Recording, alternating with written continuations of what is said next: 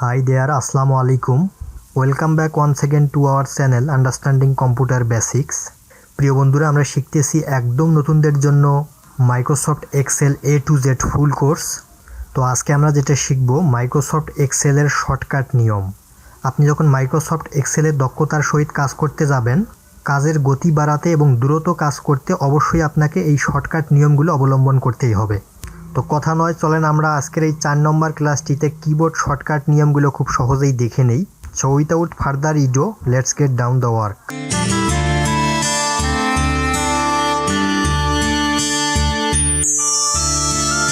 দেখতেই পারতেছেন আমি এখানে শর্টকাট নিয়মগুলো লিখে রাখছি। তো এই সব কয়টি কিবোর্ড শর্টকাট খুবই গুরুত্বপূর্ণ। তো আমি এগুলোর কাজ করে একদম প্র্যাকটিক্যালি দেখাই দিতেছি কিভাবে ইউজ করতে হয়। তো আপনারা অবশ্যই এই শর্টকাট নিয়মগুলো খাতায় নোট ডাউন করে রাখবেন এবং কতিপয় কিছু শর্টকাট আছে যেগুলো আপনাকে অবশ্যই মুখস্থ করে রাখতে হবে। এগুলোর ইউজ কিন্তু খুব বেশি করা হয়, যেমন কপি, কাট, পেস্ট, সেভ, প্রিন্ট এবং লেখা সিলেক্ট করা। এই কয়টা শর্টকাট কিন্তু একটা কম্পিউটার ম্যানের জন্য খুবই গুরুত্বপূর্ণ এবং দৈনন্দিন কাজে এটার প্রয়োজনীয়তা আপনাকে অবশ্যই অনেক দূর এগিয়ে নিয়ে যাবে। তো আমরা প্রথমে যেটা দেখব, ক্লোজ এ ওয়ার্কবুক, অর্থাৎ একটা ওয়ার্কবুক কীভাবে আপনারা ডিলিট করে দিতে পারবেন টোটালি, সেটা কিবোর্ড শর্টকাটের মাধ্যমে। তো এটা দেখার জন্য আমরা চলে যাব এক্সেলে। এই আমার এক্সেল। আমি এক্সেলে আসার পর এই যে এখানে লেখাটা দেখতে পারতেছেন পুরো শিটের মধ্যে। তো এই লেখাটা বা এই ফরম্যাটটা আমি কিভাবে একবারে ডিলিট করে দিতে পারি, কিবোর্ড শর্টকাট ইউজ করে এক নিমিষেই ডিলিট করে দিতে পারেন। তো এইটাকে ডিলিট করার জন্য যেটা আপনাকে করতে হবে, Ctrl+W। Ctrl+W-তে চাপ দেওয়া মাত্রই কিন্তু এটি ভ্যানিশ হয়ে যাবে। ফর এক্সাম্পল, আমি কিবোর্ড থেকে Ctrl+W-তে যখন চাপ দেব, এটি সাথে সাথেই ভ্যানিশ হয়ে যাবে। এখন দেখেন আমার ওয়ার্কবুক অর্থাৎ কাজের এরিয়াটা একদম সাদা হয়ে গেল।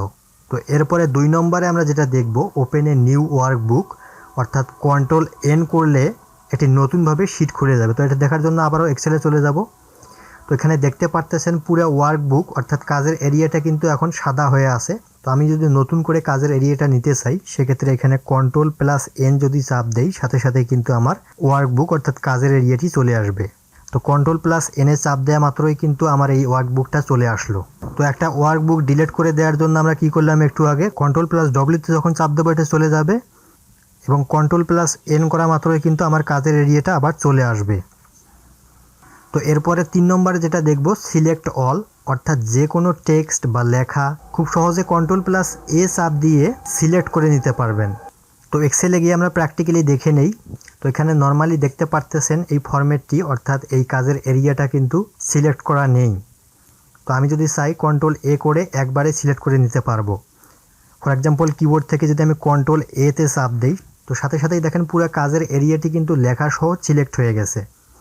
তো আমাকে এভাবে ধরে সিলেক্ট করার প্রয়োজন পড়লো না, আমি এক নিমিষেই Ctrl+A করে সিলেক্ট করে নিলাম। তো এরপরে আমরা দেখব কিভাবে বোল্ড করতে হয় লেখাগুলোকে। শর্টকাট নিয়মে খুব দ্রুত কিভাবে বোল্ড করতে পারি সেটা দেখার জন্য আবারও চলে যাব এক্সেলে। এখানে দেখতেই পারতেছেন Ctrl+B চাপ দিলেই কিন্তু বোল্ড হয়ে যাবে। তো বোল্ড করার জন্য আমি লেখাটাকে আবারও সিলেক্ট করে নিচ্ছি, Ctrl+A চাপ দিলাম। এখন যদি আমি পুরো লেখাটাকে বোল্ড করতে চাই, বোল্ড মানে একটু বড় বড় হবে, স্পষ্ট হবে লেখাগুলো, সেক্ষেত্রে যেটা করতে পারি, Ctrl+B-তে চাপ দেব। Ctrl+B-তে চাপ দিলাম, দেখেন জাদুর মতো লেখাগুলো একদম স্পষ্ট হয়ে গেল এবং বড় বড় হয়ে গেল।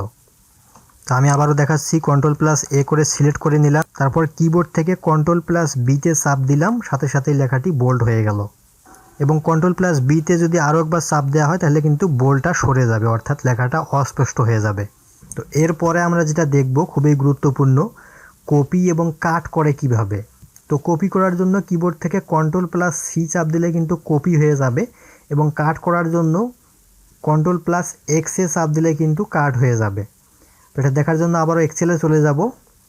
তো প্রথমে আমি লেখাটাকে কপি করে নিচ্ছি, কপি করে আরেকখানে পেস্ট করে দেব।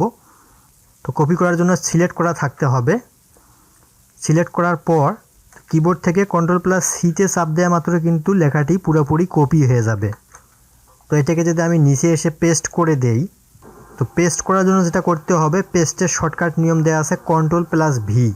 তো Ctrl+V-তে ক্লিক করা মাত্রই কিন্তু পেস্ট হয়ে যাবে। তো পেস্ট করার জন্য নিচে এসে আমি Ctrl+V-তে চাপ দিলাম, সাথে সাথেই লেখাটি পেস্ট হয়ে গেল। নিচে এসে দেখেন পেস্ট হয়ে গেল, একই লেখা সেম লেখা এখানেও আছে এবং নিচে এসে পেস্ট হয়ে গেল। তো মনে রাখবেন কপি করার জন্য Ctrl+C এবং পেস্ট করার জন্য Ctrl+V। সেম লেখাটাকেই যদি আমি কাট করতে চাই সেটা কিভাবে করতে পারি শর্টকাট নিয়মে, তো Ctrl+X এ চাপ দেওয়া মাত্র কিন্তু লেখাটি কাট হয়ে যাবে, অর্থাৎ এখানে থাকবে না, আমি যেখানে পেস্ট করে দেবো সেখানে চলে যাবে। আমি Ctrl+X এ চাপ দিলাম। এখন যদি আমি নিচে এসে এখানে পেস্ট করে দেই, তো পেস্ট করার জন্য Ctrl+V তে চাপ দেবো, সাথে সাথেই পেস্ট হয়ে যাবে। এখন দেখেন আমার উপরে কিন্তু আর লেখাটি নেই, সাথে সাথে চলে গেছে একদম নিচে। অর্থাৎ কাট করার অর্থ হচ্ছে আপনি যেখানেই লেখাটি নিয়ে যাবেন জাস্ট সেখানেই থাকবে, এবং যেখান থেকে নিয়ে আসলেন সেখানে আর থাকবে না, সেখান থেকে লেখাটি কিন্তু উধাও হয়ে যাবে। তো আশা করি খুব সহজে আপনারা বুঝতে পেরেছেন কাট করতে হয় কিভাবে, কপি করতে হয় কিভাবে এবং পেস্ট করতে হয় কিভাবে।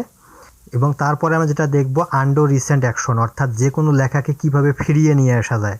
অর্থাৎ কোনো লেখা যদি ডিলিট হয়ে যায় সেটাকে আমরা কিভাবে আবার রিটার্ন নিয়ে আসতে পারি, ফিরাই নিয়ে আসতে পারি, সেটা আমরা দেখব। আবার এক্সেলে চলে যাচ্ছি।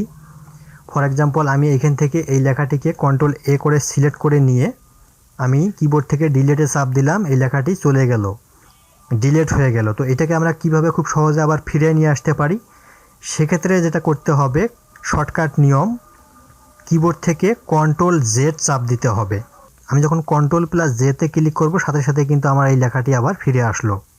তো আমি আবারও দেখাচ্ছি, লেখাটিকে আমি Ctrl+A দ্বারা সিলেক্ট করলাম, কিবোর্ড থেকে ডিলিট চাপ দিলাম, চলে গেল। এবং এই লেখাটাকে ফিরে নিয়ে আসার জন্য আমি Ctrl+Z এ চাপ দেবো, সাথে সাথে এই লেখাটি ফিরে আসলো। তো এই ছিল Ctrl+Z এর কাজ, অর্থাৎ যে কোনো ছবি, লেখা বা টেক্সট ডিলিট করলে তার সাথে সাথে কীভাবে ফিরে নিয়ে আসবেন। তো এরপরে আমরা যেটা দেখব খুবই গুরুত্বপূর্ণ, আমরা কিভাবে সেভ করতে পারি। তো সেভ করার শর্টকাট নিয়ম হচ্ছে Ctrl+S। আমি আবারও চলে যাচ্ছি এক্সেলে। তো এক্সেলে আসার পর এখানে যদি আমি এই লেখাটাকে খুব সহজে সেভ করতে চাই, সেক্ষেত্রে আমার এই ফাইল মেনুতে যেতে হবে না, আমি এখান থেকে শর্টকাট নিয়ম ব্যবহার করে এখানেই খুব সহজেই সেভ করতে পারবো। তো কিবোর্ড থেকে যখন আমি Ctrl+S এ চাপ দেবো সাথে সাথে কিন্তু সেভ করার অপশনটি চলে আসবে। এখানে দেখতে পাচ্ছেন সেভ করার অপশন চলে আসছে, আপনি এখান থেকে সেভ করতে পারবেন। এখানে ব্রাউজ করে নিয়ে ফাইল নেমে এসে আপনার নামটা দিতে পারবেন এবং নিচে এসে সেভ অ্যাজ টাইপ অ্যারো বাটনে ক্লিক করে দিয়ে যে ফরম্যাটে সেভ করতে চান খুব সহজে কিন্তু সেভ করতে পারবেন। তো এই ছিল সেভের কাজ, Ctrl+S করে খুব সহজে সেভ করতে পারবেন। এবং সর্বশেষ আমরা যেটা দেখব গুরুত্বপূর্ণ, সেটা হচ্ছে প্রিন্ট সিলেকশন, অর্থাৎ যে কোনো লেখা বা টেক্সটকে আপনি কিভাবে প্রিন্ট করতে পারেন শর্টকাট নিয়মে। তো প্রিন্ট করার শর্টকাট দেখার জন্য আবারও চলে যাব আমি আমার এক্সেলে আসার পর আমি যদি এই লেখাটাকে প্রিন্ট করতে চাই সেক্ষেত্রে আমার কোথাও যাইতে হবে না, আমি Ctrl+ যখন P করে দেবো সাথে সাথে কিন্তু প্রিন্টের অপশনটা চলে আসবে। আমি কিবোর্ড থেকে Ctrl+P তে চাপ দিচ্ছি। এখন দেখেন পুরো প্রিন্টের অপশনগুলো চলে আসছে, আপনি এখান থেকে খুব সহজে কিন্তু প্রিন্ট করতে পারবেন এই শর্টকাট নিয়মে, 1 সেকেন্ডও টাইম লাগবে না। তো আশা করি আজকের এই ছোট্ট ভিডিওটিতে মাইক্রোসফট এক্সেলের শর্টকাট নিয়মগুলো দেখে নিলাম এবং বুঝে নিলাম। আমরা বাসায় দেখে দেখে প্র্যাকটিস করব, তাহলে কিন্তু খুব সহজে আয়ত্তে চলে আসবে। তো এই 10টি শর্টকাট নিয়ম যদি আপনার ভিতর থাকে তাহলে আপনি কিন্তু একজন সফল কম্পিউটার ম্যান।